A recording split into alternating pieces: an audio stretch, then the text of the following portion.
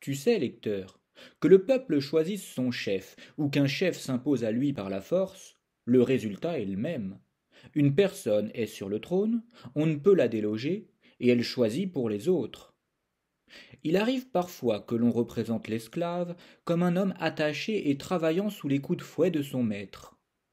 Mais comprends que si un maître malin avait la brillante idée de ne plus fouetter ses esclaves et parvenait à trouver le moyen de les faire travailler de leur plein gré, de façon à ce qu'ils se croient libres et ne tentent jamais de s'émanciper, alors nombre de ces esclaves travailleraient sans avoir conscience de leurs conditions et en seraient même fiers, puisqu'ils se considéreraient comme libres. Tu ne vois pas où je veux en venir, lecteur? Eh bien, je vais te le dire. De même qu'il ne faut pas nécessairement que des personnes en fouettent d'autres pour que l'on puisse qualifier le système dans lequel elles évoluent d'esclavagiste. De même, il ne faut pas nécessairement que le chef se soit accaparé le pouvoir par la force militaire, c'est-à-dire que le peuple évolue dans une authentique et franche dictature traditionnelle, pour considérer que le système dans lequel il évolue est injuste et antidémocratique. Et oui, il suffirait dans ce cas de coller l'étiquette démocratie sur une dictature pour tromper le peuple et vice-versa. Ce serait bien trop simple. Sache que derrière toute étiquette, on peut trouver toutes sortes de choses.